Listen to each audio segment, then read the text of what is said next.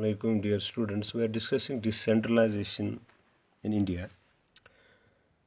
So we have discussed concept of decentralization, why the need arises of decentralization.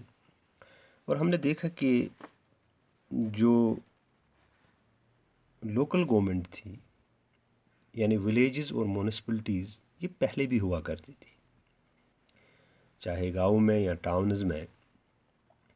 लेकिन फ़र्क क्या था आजकल के और उस ज़माने की? फ़र्क यही है कि उस वक्त जो म्यूनिसिपैलिटीज़ थी टाउन्स में या जो पंचायत विलेज में थी वो they were under the control of state government. जब वो स्टेट गवर्नमेंट के कंट्रोल में थी तो जो इलेक्शंस हैं वो वक्त पे नहीं होते थे, यानी जैसे आज 5 साल के बाद होते हैं, तब मर्ज़ी थी गवर्नमेंट की। गवर्नमेंट के पास बहुत काम होते थे तो गवर्नमेंट इसको डिले करता था, तो रेगुलर इलेक्शंस नहीं होते थे। जो लोकल गवर्नमेंट उस वक्त थी वो स्टेट गवर्नमेंट के कंट्रोल में थी और इलेक्शन भी स्टेट गवर्नमेंट को ही कराना होता था। और जो लोकल गवर्नमेंट जो है उसके अपने पावर्स नहीं थे या रिसोर्सेज नहीं थे। फिर ऐसा क्या हुआ हिंदुस्तान में कि जिससे जो पंचायती राज सिस्टम है या जो म्यूनिसिपैलिटीज़ हैं वो स्ट्रांग हो गई, उनको कॉन्स्टिट्यूशनैलिटी मिली। वो कॉन्स्टिट्यूशनैलिटी उनको मिली जब हिंदुस्तान के आइन में 1992 में 1992 में 2 अमेंडमेंट्स हुई, 73rd अमेंडमेंट और 74th अमेंडमेंट। 73rd अमेंडमेंट से कॉन्स्टिट्यूशन में एक चैप्टर ऐड हुआ जिसको कहते हैं हम पंचायती राज इंस्टीट्यूशन, PRIs, पंचायती राज इंस्टीट्यूशन। और 74th अमेंडमेंट से म्यूनिसिपैलिटीज़ ऐड हुई। इसका मतलब है 73rd और 74th अमेंडमेंट ने जो विलेजेस में पंचायतें हैं या म्यूनिसिपैलिटीज़ है टाउन्स में, उनको कॉन्स्टिट्यूशनैलिटी मिली। अब वो स्टेट के कंट्रोल में नहीं है, अब वो अलग एक इंडिपेंडेंट ऑर्गेनाइजेशंस है। उनको हम लोकल सेल्फ गवर्नमेंट भी कहते हैं। जैसे गाँव में पंचायत उसको हम लोकल सेल्फ गवर्नमेंट कहते हैं, या अगर हम टाउन्स की बात करते हैं, रूरल एरियाज़ की बात करेंगे तो उनको हम अर्बन लोकल बॉडीज़ भी कहते हैं या अर्बन लोकल गवर्नमेंट भी कहते हैं। तो ये कैसे हुआ? ये 73rd और 74th अमेंडमेंट की वजह से हुआ। तो इससे क्या हुआ ऐड? इससे एक तो पंचायती राज इंस्टीट्यूशंस गाँव में वजूद में आए और जो टाउन्स हैं उनमें म्यूनिसिपैलिटीज़ आ गई और म्यूनिसिपल कॉरपोरेशन। आपको पता है म्यूनिसिपैलिटीज़ टाउन्स में होती है और म्यूनिसिपल कॉरपोरेशन जो हैं ये बड़े बड़े शहरों, बिग सिटीज़, मेट्रोपॉलिटन्स में होते हैं। लेकिन जो 73rd अमेंडमेंट, जैसे भी मैंने कहा, पंचायती राज इंस्टीट्यूशन जो एक स्टेप था टुवर्ड्स डिसेंट्रलाइजेशन कॉन्स्टिट्यूशनली, तो उसमें क्या क्या था? ये था कि now it is constitutionally mandated to hold regular elections. जैसे मैंने अभी कहा, अब ये कॉन्स्टिट्यूशनली ज़रूरी था कि 5 साल के बाद इलेक्शन कराने। जो सीट्स है इसमें रिजर्व अब सीट्स रखे गई शेड्यूल कास्ट के लिए, शेड्यूल ट्राइब्स के लिए, अदर बैकवर्ड क्लास के लिए जो पंचायती राज है या म्यूनिसिपैलिटीज़ है। पंचायतों में 33% रिजर्वेशन रखी गई औरतों के लिए। आपको पता है कि अब 33% जो सीटें हैं वो सिर्फ औरतों के लिए रिजर्व होती है पंचायत में। उसके बाद एक इस कॉन्स्टिट्यूशन अमेंडमेंट की वजह से एक इंडिपेंडेंट फाइनेंस कमीशन बना, जिसकी ये जिम्मेदारी थी स्टेट जो फाइनेंस कमीशन की कि वो जो इसमें जो रेवेन्यू वगैरह है या रिसोर्सेज जो है वो जो लोकल गवर्नमेंट्स के हैं वो शेयर करे। स्टेट गवर्नमेंट जो है that required to share some powers and revenue with the local bodies. तो इससे और एक चीज़ है, इलेक्शन कमीशन ऐड हुआ, यानी कि अब एक इंडिपेंडेंट इलेक्शन कमीशन भी बना पंचायती राज के लिए या म्यूनिसिपैलिटीज़ के लिए, जो जिसकी ये मतलब जिसको पावर था कि वो वक्त पे यानी इलेक्शन करवाए। अब हम देखेंगे कि अब 1992 में अमेंडमेंट हुई, 74 थर्ड अमेंडमेंट। अगर हम डिफ्रेंशिएट करेंगे कि what was before 1992 and what was after 92, क्या फ़र्क है आपको लगता है इन दो चीज़ों में, लोकल गवर्नमेंट्स में? तो फ़र्क है कि जो local government is before constitution amendment 1992 and after 1992। मैंने अभी कहा ना आपको कि 1992 पहले ही पंचायती राज था, म्यूनिसिपैलिटीज़ थे, लेकिन वो बिखरे हुए थे, उनमें कोई रेगुलरिटी नहीं थी, कॉन्स्टिट्यूशनलिटी नहीं थी। जैसे पहले था elections were not regularly held, लेकिन जब अमेंडमेंट हुई constitution amendment, elections were held regularly. Local governments were directly under the control of state government. तो जब अमेंडमेंट हुई उसके बाद local government have got some local governments have some powers of their own. इसी तरह से elections were held elections were controlled by the state government. लेकिन जब अमेंडमेंट हुई an independent election commission is responsible to conduct elections. इसी तरह से जो local government did not have any power और resources of their own, state governments are required to share some powers and revenue with local government. इससे आपको पता चला कि इस अमेंडमेंट की वजह से कितना फ़र्क आ गया। यानी जो थर्ड टायर है अब ये कॉन्स्टिट्यूशनली जो है गारंटीड है, पहले नहीं था 1992 से पहले। अब 1992 के बाद बहुत कुछ बदल गया।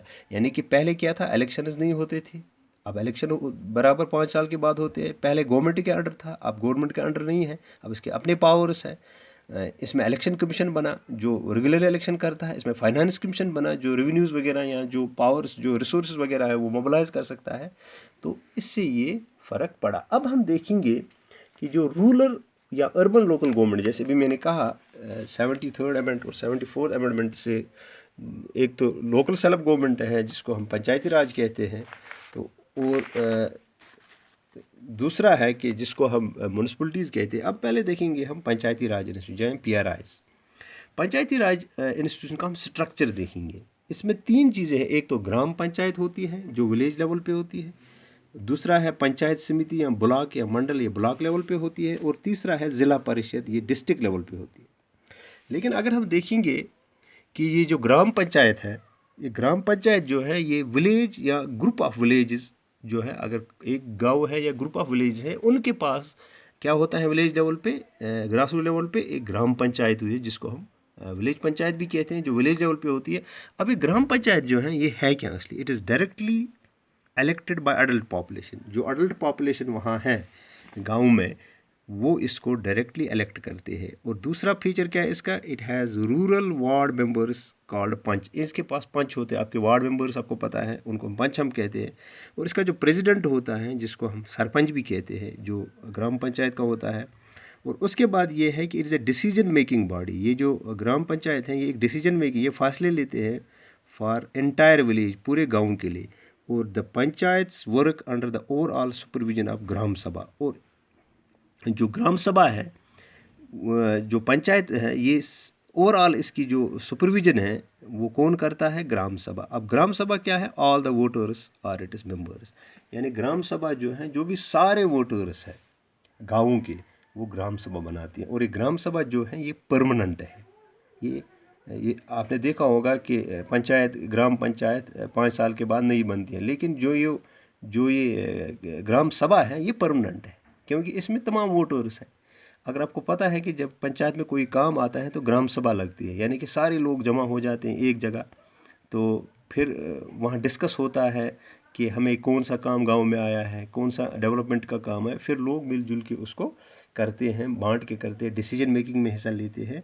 तो ये ग्राम पंचायत। अब दूसरा है पंचायत समिति या ब्लॉक, जिसको ब्लॉक लेवल भी कहते हैं। जो पंचायत समिति है या ब्लॉक भी कहते हैं या मंडल कहते हैं, it is on block level. ये जो है ये कैसे बनती है ब्लॉक लेवल पे, ये जो है a few gram panchayat are grouped together to form panchayat. तो ये जो ग्राम पंचायत हैं, बहुत सारी ग्राम पंचायत जो है मिलजुल के क्या बनाती है, ये बनाती है panchayat samiti. It is members are elected by all the panchayat members in that area. जो भी पंचायत वहाँ है उस इलाके में, उस ब्लॉक में, वो मिलजुल के क्या बनाते हैं, मेंबर्स इलेक्ट करते हैं। किसके, ब्लॉक समिति के या ब्लॉक या मंडल के। उसके बाद the president is nominated from the elected members. जो इलेक्टेड मेंबर्स हैं पंचायत, उन्हीं में से प्रेसिडेंट भी चुना जाता है। और नंबर 4 फीचर इसका क्या है, their main function is administration of the block and village below them. इनका काम होता है, जो ये चाहे पंचायत के मेंबर्स हैं या प्रेसिडेंट हैं, उनका काम क्या होता है, एडमिनिस्टर करना ब्लॉक को भी और जो उसके नीचे जो गाँव आते हैं, क्योंकि गाँव ही मिलके पंचायत समिति जो है, पंचायत जो ग्राम पंचायत हैं वो पंचायत समिति बनाते हैं। और पंचायत समिति जो है ये ओवरऑल जो काम देखता है, एक तो ब्लॉक लेवल पे पंचायत समिति का और जो भी उसके अंडर गाँव आते हैं उनका काम देखता है। और तीसरा है ज़िला परिषद। अब ये ज़िला परिषद जो है, तो ये ज़िला परिषद आपको पता है ये डिस्ट्रिक्ट लेवल पे है। अब ये कैसे बनता है? ऑल द पंचायत समितिज और mandals in a district together constitute a zila parishad. जो भी, जैसे अभी हमने देखा तमाम ग्राम पंचायत मिल के पंचायत समिति बनाते, इसी तरह पंचायत समिति जो है या मंडलस जो हैं डिस्ट्रिक्ट में, दे टुगेदर कॉन्स्टिट्यूट ज़िला परिषद। अब ज़िला परिषद के जो फंक्शंस हैं, मोस्ट मेंबर्स ऑफ ज़िला परिषद इलेक्ट, ये भी इलेक्टेड मेंबर्स हैं। Members of Lok Sabha, MLA and of the district and some officials of the district level bodies are also। इसके members, लोक सभा का member भी होता है, member MLA भी होता है जिससे का, और बाकी जो डिस्ट्रिक्ट लेवल के बॉडीज़ हैं वो भी इसके मेंबर्स होते हैं। और इसका जो पॉलिटिकल हेड होता है वो है ज़िला परिषद चेयरमैन। इसका जो पॉलिटिकल हेड होता है ज़िला परिषद चेयरमैन है। तो अब दूसरा है अर्बन लोकल गवर्नमेंट, जो 74th अमेंडमेंट से ऐड हुआ। अब अभी मैंने बताया अर्बन लोकल गवर्नमेंट, जिसको म्यूनसिपलिटीज़ भी कहते हैं, ये टाउन लेवल्स पे, और बिग सिटीज़ में म्यूनसिपल कॉर्पोरेशंस होते हैं। Both municipalities and municipal corporation are control by elected bodies consist of people's will. ये भी इलेक्टेड बॉडीज़ है, इनमें भी इलेक्शन होता है और उनके हेड्स को हम चुनते हैं। अब आपको याद रहा, टाउन्स में म्यूनसिपलिटीज़ होते हैं, बिग सिटीज़ में म्यूनसिपल कॉर्पोरेशन।